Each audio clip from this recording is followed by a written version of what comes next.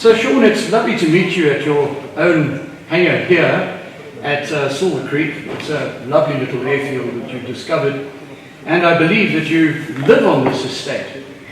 Tell me a little about the estate itself.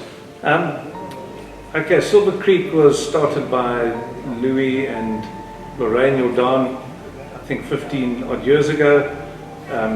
I met them about 7 years ago and decided to build a house here, which I hope to stay in one day if we get to that retirement stage in our lives. But as it is, it's worked out well. I get to come up every weekend and I instruct from here, and I get students to stay over with me. And it's an 81-kilometer haul from my house to Silver Creek, which is not major, hour and 10 minutes. But beautiful estate, wildlife estate, about 850 hectares, full of wildlife, none of the big cats, but nice estate. That's lovely. And you decided to, because you've been flying for many, many years in your wonderful Bearhawk, but now you decided to build a Bearhawk LSA, the one that's right behind you right now in its build phase. Tell me about it. Indeed. So I did my fortunate to do a trade in aircraft maintenance engineer in 1980, and always been a sort of a dream to build an aeroplane. Never thought I'd ever achieve it. And then I flew in the late Wayne Giles's aircraft in his Bearhawk LSA, and I just love the simplicity of it. There's no flaps, there's no major avionics, there's no navigation lights, no strobe lights. It's just a simple basic aeroplane. And so I started the project in September 2019. That's wonderful. And I believe you've already got the engine, which is a Continental 0200, 100 horsepower. Indeed. And you're busy reassembling that engine. I've overhauled the engine, fortunate to buy it from an aircraft that had an unfortunate incident, but I salvaged the engine, rebuilt it, and busy assembling that now. The build is not simple by any means. It's a chromoly tube. The difficulty begins there. So already you've got to import all the tubing, but the simplicity from the aircraft aspect, flying it, instrumentation. I've kept a simple NGL Explorer, 8.5 inch, I think it is Explorer. A landing light, no navigation lights, no strobe lights. My interest in aviation started from an early age. My late father was a pilot in the war. He lost one of his brothers in the south of Italy in the Second World War. He was flying Dakota, and anyway, it's just been a passion and a love of mine. When I left school, I went and I was a tech for a year, did my M1, 2 and 3. Thereafter I went into the Air Force. I was posted down to the 7th Squadron, which was the Impala Squadron, and I spent two years there. It cemented the love of aircraft. I used to go and fly in anything I could get my butt into. I've flown a circuit in the Shackleton, which not many people could say that. I've flown Alouettes, C-130s, C-160s. I was fortunate enough to do 7 flights in Impalas, and obviously DC-3, and I used to sneak flights from 27th Squadron in Albatrosses.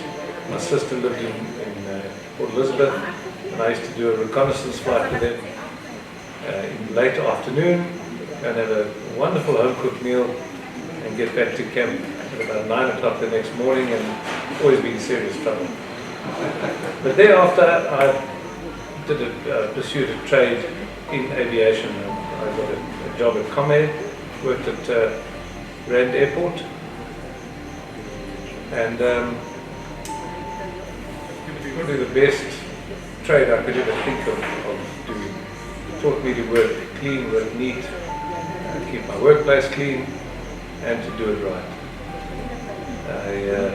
I was there for almost 4 years, qualified engines, airframes and hydraulics, and then I went on to work for myself, and I've been doing that ever since. I did my license quite late in life. I've only been flying for just over 7 years, and accrued almost 1,500 hours in those 7 years. Got involved with conservation flying, got my instructor's rating, and ended up training all the young pilots that go to fly at Bearhawk and similar reserves as far as Cronin in Mozambique. I've got 7 aircraft on my license, all of which I have my instructor's rating on, which includes the Jabiru, the Sling 2, the Icarus, the Savannah, Bearhawk, Bantam, and a Zenith 701.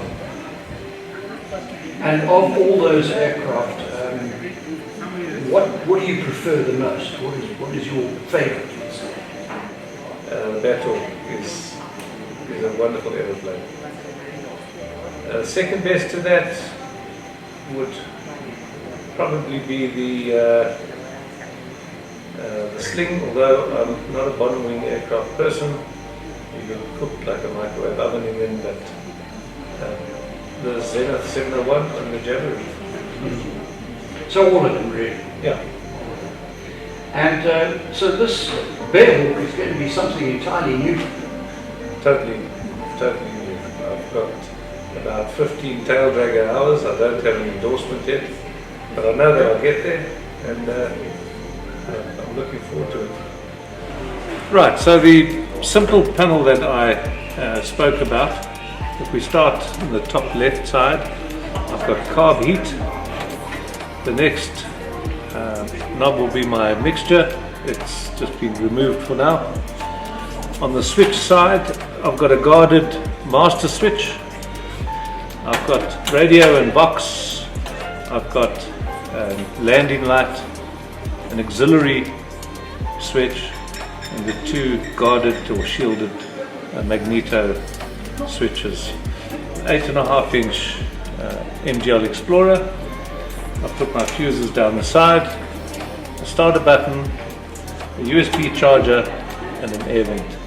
Okay, the joystick surface coating is a satin nickel coating, which I really like, as opposed to sprayed metal, which tends to wear out.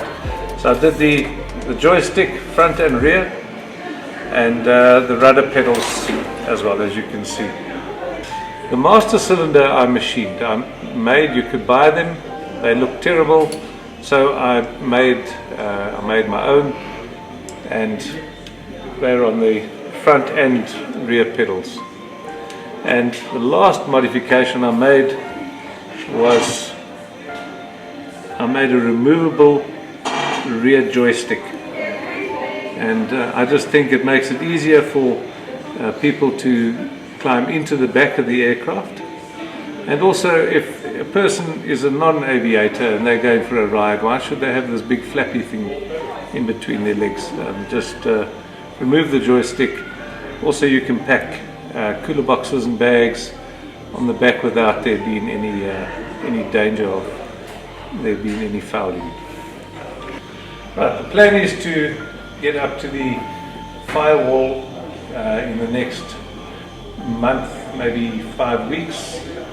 Then I'll start manufacturing the engine mount, and I'm going to work from firewall to the cowling, to the nose cowl, and complete the cowling. I want to complete the opening and closed cowls right up to the nose bowl, right up to the prop and the spinner, and at that point I can put the aircraft aside and I can start with the wings.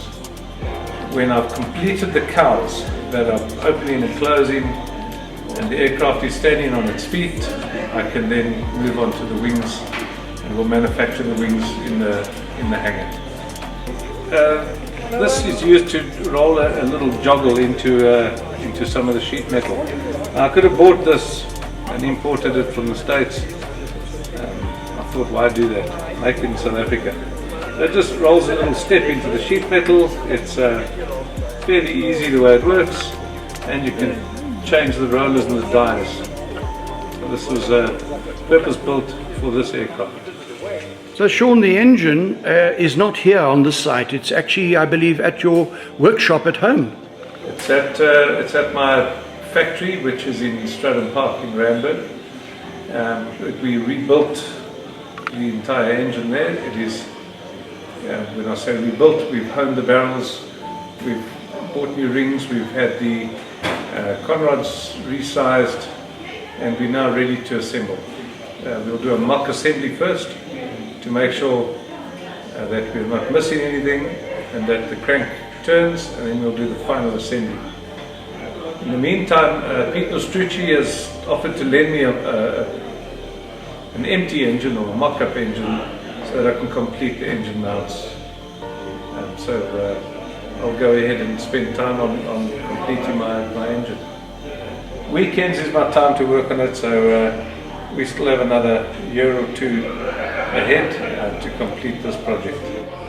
And Sean, on behalf of African Pilot, thank you for doing this interview with us. It's really been great talking to you and looking at a grassroots project right from, call it the middle of the game right now. It's been a long and hard road, but I've learned a tremendous amount. The sheet metal side is a challenge to me, and I've learned so much about that. But at the end of the day, I opted to do my own spray painting, my own sheet metal. It's a home-built aircraft. It's my build, and it's my capabilities, and that's as far as I can go.